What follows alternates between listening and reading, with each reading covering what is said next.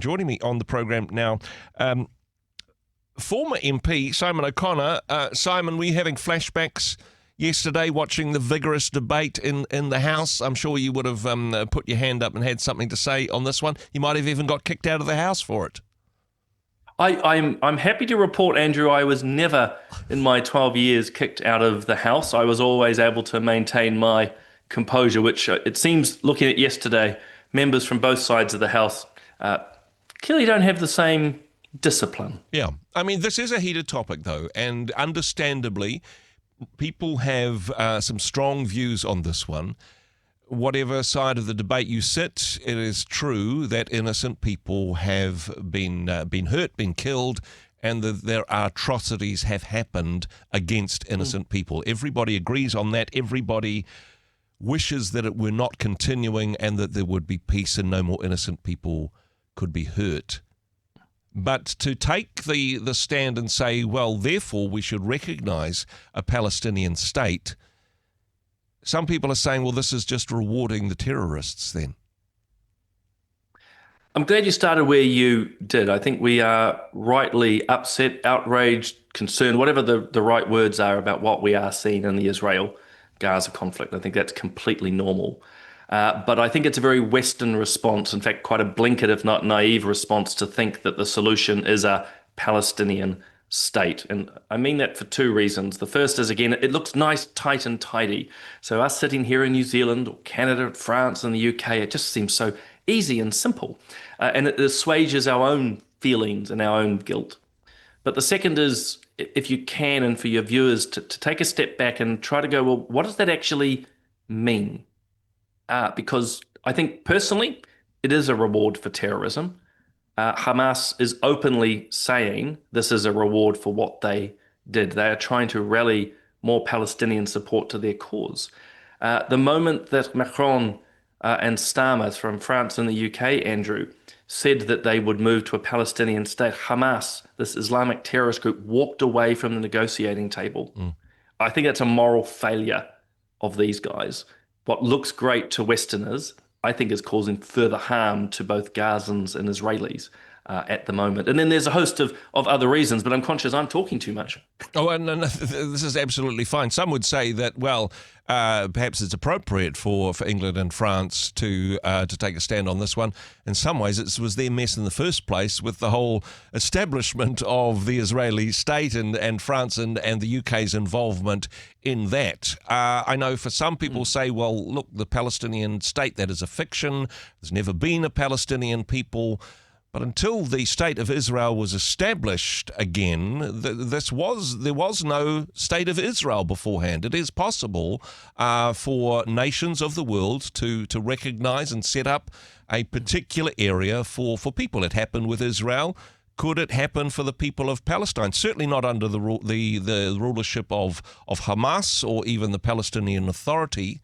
But could there be a place for the people who describe themselves as Palestinians, in your view? In the long term, yes. In the immediate term, no. Look, you're right to mention the French and English involvement, obviously the British mandate after the First World War, because, of course, there hasn't been a Palestinian state. And actually, let's be completely blunt about this. There hasn't been a Palestinian grouping. Palestinian Arabs are actually a wonderful array of different tribes, somewhat unified in religion, but not completely. But this area has been ruled by the Ottomans, by the Romans, by many other groups. And I think, personally, I think it's false to say there hasn't been if you will, a state of Israel. I mean, we can only look back at the Bible, Judea, Samaria. There's been some. So I think we're careful to conflate those two, but neither of what those comments should say that there's not to be a Palestinian state. But at the moment, you're either going to hand it over to Islamic terrorists and the likes of Hamas or corrupt criminal gangs, which are the likes of Fatah running the West Bank. And some people might find that harsh, but that's what they are. They cannot agree the boundaries of what the state will be. They cannot agree on what the capital is. And both sets of people do not recognize Israel's right to exist. So Yeah. how do you create a state with borders on a country you want to wipe out? So the practical elements, even if we can step back from the emotions, you go, how is this going to work? And the final kicker, if I might, is do we really believe that if the state is recognized, we're going to see this wonderful, flourishing liberal democracy in Gaza in the West Bank? I think we're deluded. I think the government here is deluded if they think that's going to happen. And so, again, that's why I say, Andrew, this is not a short term solution, Yep. maybe well into the future, but not now. Israel, of course, in some ways stands alone in the Middle East as a functioning democracy. Well, functioning at some level. Of course, the Knesset itself is complicated and at times is more stable than at other times. But certainly compared to the forms of government that surround Israel, it is a democracy. Part of the challenge, I suppose, for any Palestinian state in the future, and certainly the situation that's in there at the moment, recognizing that Hamas is a terrorist group, and I think pretty much everyone would agree on that. It's also the democratically elected party in Gaza. And given what has unfolded in Gaza in the last couple of years, it would seem extremely unlikely that if there were to be democratic elections in Gaza, that a pro-Israeli or neutral political party would be elected by the people of Gaza. It's kind of like a catch-22. If not a two-state solution, if not a Palestinian state, is there anything other than Israeli occupation that would work, that would bring peace to the Middle East, in your view? I think Israeli occupation comes with enormous complications for all involved. And again, what the solution here is exceptionally difficult, and time won't allow us. But rewarding Hamas with a state, or the PLO in the West Bank with a state, is not going to work. Mm-hmm. Again, it's a timing issue, I suppose, is my critical point. Could we see two states? Yes, we could. But not at the moment. I mean, a recent survey, it was in the Australian, either yesterday or this morning, that the majority of Gazans want Hamas. Okay, they do not like the PLO. They do not like the leadership in the West Bank. Yep. Remember that the Fatah sort of tribal affiliations were butchered by Hamas to take control. So it's tribal, it's complicated, and yet the West, with New Zealand being sort of a foot in both camps, is saying, oh, well, we'll just make this work. Well, it didn't work in Afghanistan. It didn't work in Iraq. It hasn't worked in Libya. I could go on, where the West has tried to tinker. It doesn't tend to work. Yeah, certainly. And hey, we can't even agree in Parliament as to what our representation should be on this complicated situation. Having said that, there is yes, it is up for debate in Parliament, and it's being debated in churches and families and households and pubs up and down the country on this one. This is a very hot topic at the moment. There will be a decision made by New Zealand as to whether or not to recognise a Palestinian state, and certainly some of our allies have decided to go that way. Of course, the United States has decided not to go that way.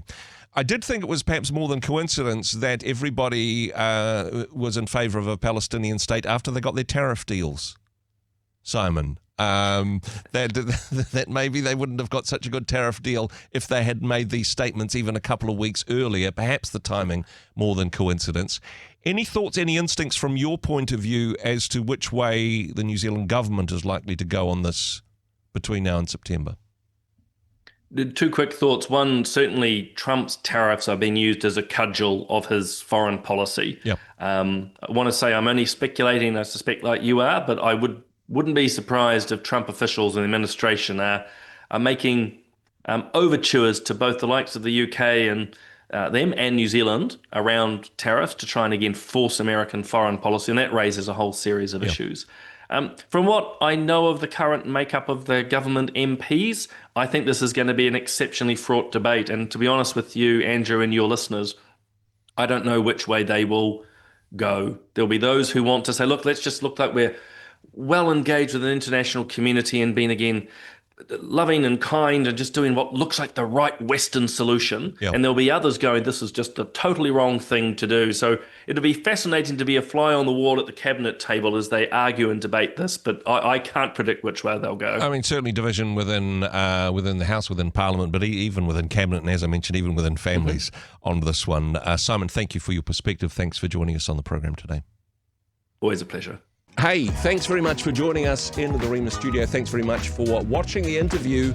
It's kind of nice to have an audience, actually. And if you did like what you watched, then do give us a like, do give us the thumbs up. And if you'd like to see more interviews like that one, or perhaps even better, subscribe and those interviews will come straight to you. Don't forget to turn on your notifications, and we'll see you in the next one. Cheers.